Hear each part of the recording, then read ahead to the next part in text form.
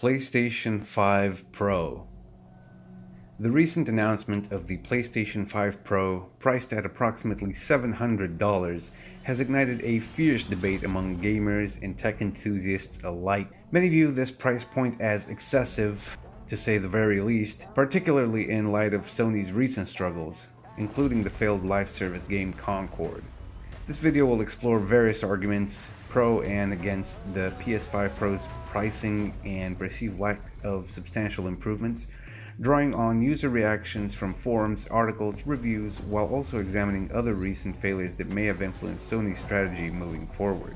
Additionally, it will also highlight the positive aspects of the PS5 Pro, providing a balanced view of its potential impact on the gaming landscape.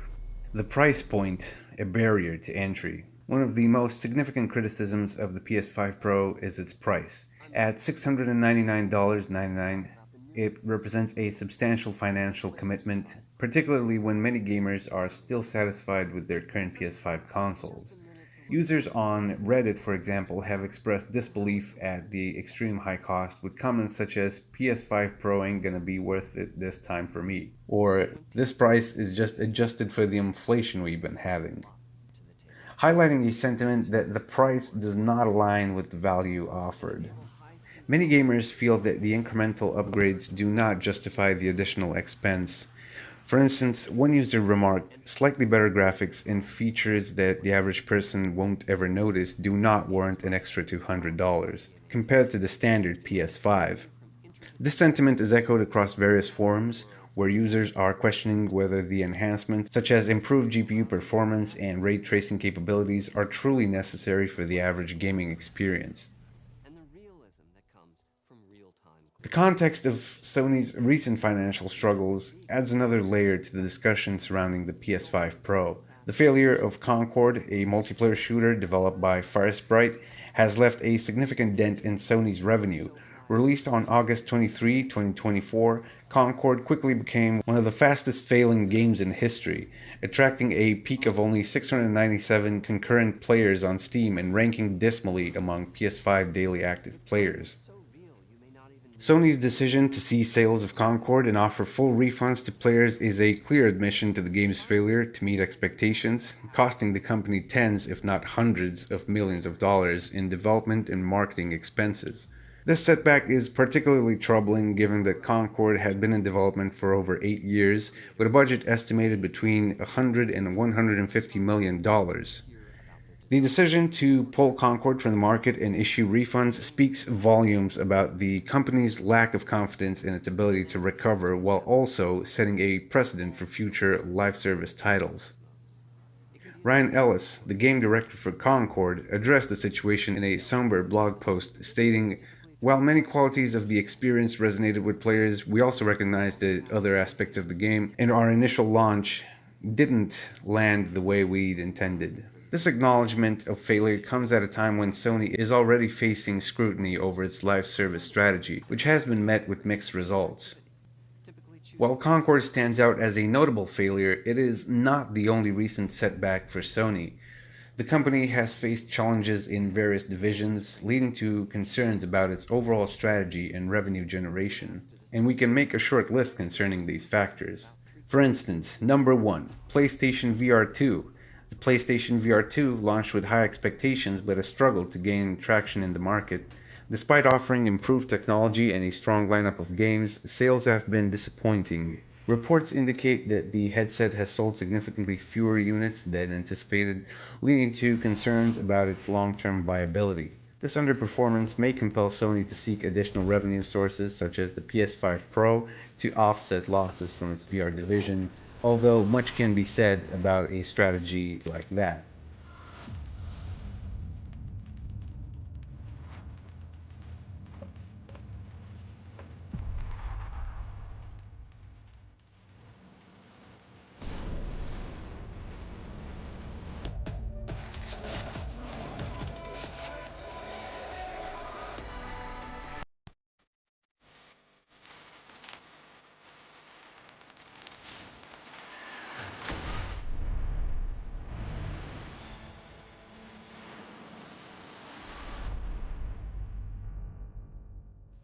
Number 2, struggles in its mobile division. Sony's mobile division has faced ongoing challenges as well over the years. Once a significant player in the smartphone market, the company has seen its market share dwindle in the face of fierce competition from companies like Apple and Samsung.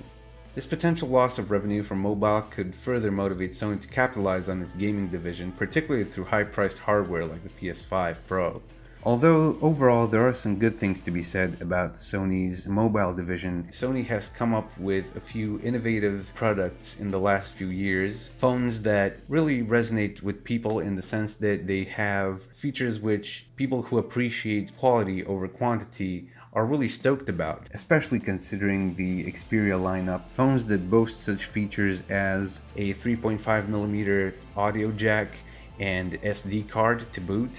Features which honestly you do find pretty rarely nowadays in most flagship lineups from most companies. So in my personal opinion, the Xperia lineup is a solid choice for somebody looking for a classic, serious looking phone.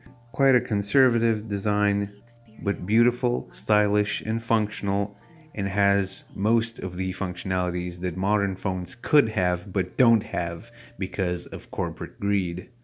So that about sums up the mobile section concerning Sony's endeavors. Number 3, television business. Sony's television division has also experienced difficulties. The company has struggled to compete with cheaper Asian rivals, leading to significant losses over the years.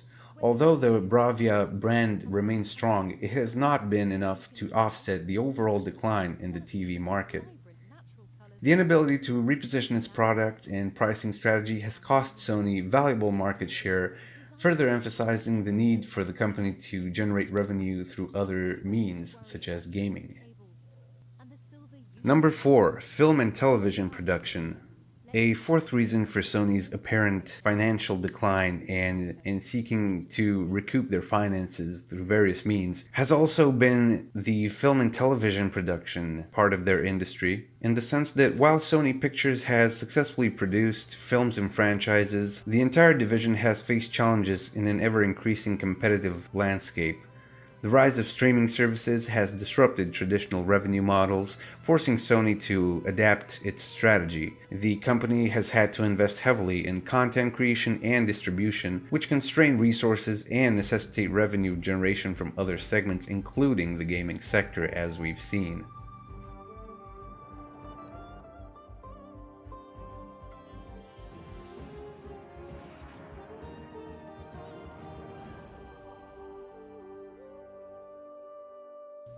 Number 5, corporate restructuring. Sony has undergone significant corporate restructuring in recent years, aimed at streamlining operations and focusing on core business areas. While this has led to improved profitability in some segments, it has also resulted in job cuts and divestment of non-core assets. The need to recover from past losses and maintain profitability may drive Sony to pursue aggressive pricing strategies for its gaming hardware, including the PS5 Pro. And these are only a few of the reasons that might have driven Sony to take various decisions that are not necessarily the most productive, but that are seemingly meant to facilitate a growth in revenue from various other sources, considering the losses they've had in various sectors of their industry in recent years. Moving forward with other attributes and features of the PS5, we can also note regarding the PS5 Pro a lack of compelling upgrades. This being another point of contention, the nature of the upgrades provided by the PS5 Pro. While the console boasts a GPU with 67% more compute units and 27% faster memory, many users argue that the PS5 is already capable of delivering a satisfactory gaming experience. Comments on Reddit reflect the sentiment, with users stating that the PS5 already has good performance and questioning the need for a Pro model when devs are still not fully utilizing the PS5 hardware. The PS5 Pro's enhancements, such as AI-driven upscaling and improved rendering speeds, may appeal to a niche audience, but for the majority of gamers, these features do not represent a significant leap forward. As one user pointed out, the PS4 Pro was a massive jump compared to the normal PS4, but the PS5 Pro didn't need to be made, because the current system is obviously already performing pretty well. Market demand and consumer sentiment. The consumer response to the PS5 Pro has been largely negative, with many expressing their reluctance to purchase the new console at its current price. Comments like, "I'm too broke to even afford a used standard PS5," and quote unquote, "it's a hard pass," illustrate a widespread sentiment that the Pro model is not a necessary upgrade for most gamers. Moreover, there is a growing concern that the PS5 Pro may not achieve strong sales, which could also lead to a lack of developer support for the console's unique features. One user noted that if only a small percentage of the gaming community opts for the Pro, why would developers even bother with using the features? This could result in a situation where the console becomes obsolete, similar to the fate of the PSVR 2, which saw limited game support due to low adoption rates. Comparisons to PC gaming. As the price of the PS5 Pro approaches that of mid-range gaming PCs, many gamers are reconsidering their options, where investing in a gaming PC would definitely provide better value for performance and versatility. The ability to upgrade individual components and access a broader library of games makes PC gaming an attractive alternative to a console at this point that may not offer enough value for its price. Users have pointed out that building a gaming PC can provide superior performance for a similar investment, further diminishing the appeal of the PS5 Pro. The risks of chasing trends. Sony's pursuit of the live service game market with Concord and its decision to launch the PS5 Pro at a premium price point suggests a company chasing trends rather than focusing on delivering value to its core audience. This approach is not unique to Sony, though, as evidenced by the long list of failed live service games from major publishers including Anthem, Marvel's Avengers, and Babylon's Fall. As analyst Liam Dean noted, pivoting to live services is a high risk, high reward venture, and the risk is heightening to levels that might not be worth it for many AAA console/PC publishers that aren't already dominant in the space. End quote. The failure of Concord and the lukewarm reception to the PS5 Pro suggest that Sony may need to reevaluate its strategy and focus on delivering high quality single player experiences that have historically been the company's strength. The way forward. To regain the trust and support of its core audience, Sony should focus on delivering a compelling lineup of exclusive titles that showcase the PS5's capabilities without relying on gimmicks or trends. The company's China Hero project or upcoming games like Stellar Blade or Black Myth Wukong offer promising signs that Sony is still capable of delivering the type of experiences that made the PlayStation brand so successful. As analyst Simon Carless noted, it only takes one big live service win to generate billions upon billions in revenue and unlock new audiences. However, Sony must also recognize that success in the live service market is not guaranteed and that chasing trends can come at a significant cost. The lessons learned from Concord could significantly impact the future direction of PlayStation. Sony had previously announced plans to launch multiple live service titles, but this setback may force a reevaluation of that approach. Sony's chief financial officer has already scaled back expectations, committing to launching just 6 of the 12 live service games originally in development. The best case scenario is that Sony returns to its roots, focusing on single player experiences that have historically resonated with its audience. The company's strong portfolio of first party studios, including Santa Monica Studio and Naughty Dog, has consistently produced critically acclaimed titles that showcase the PlayStation's capabilities.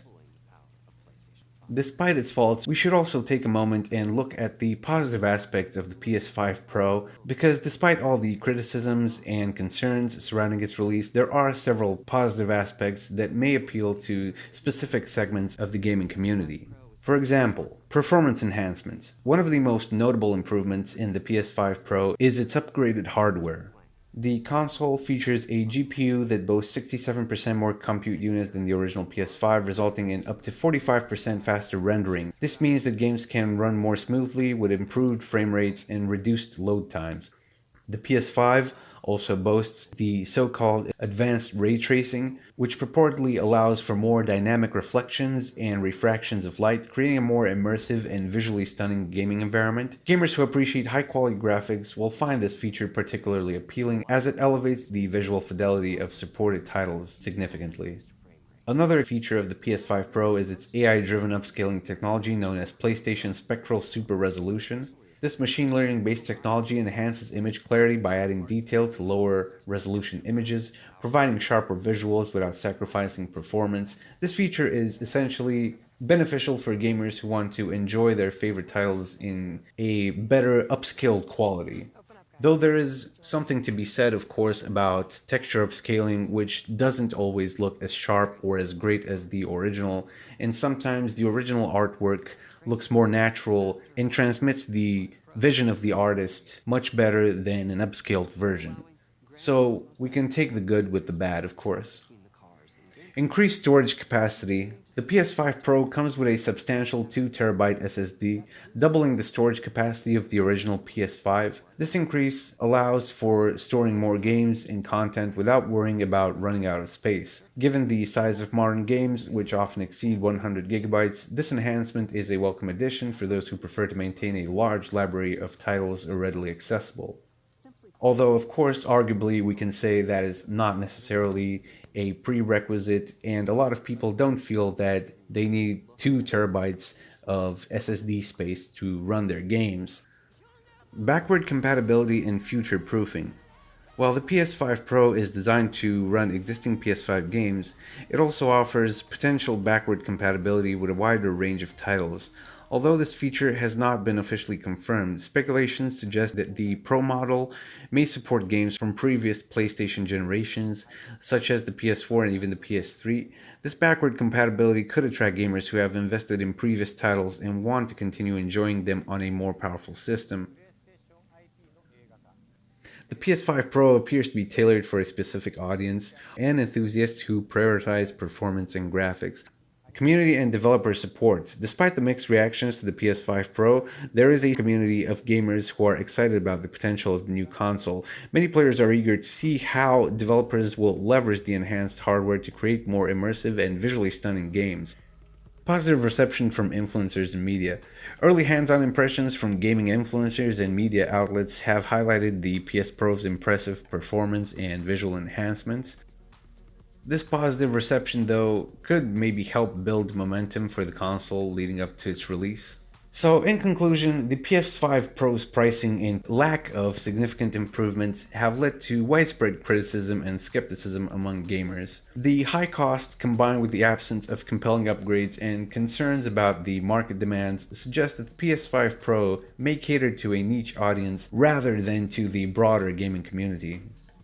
Furthermore, the context of Sony's recent struggles, including the failure of Concord and challenges in its mobile and television divisions, raises questions about the company's strategy and whether the PS5 Pro is an attempt to recover lost revenue through higher priced hardware.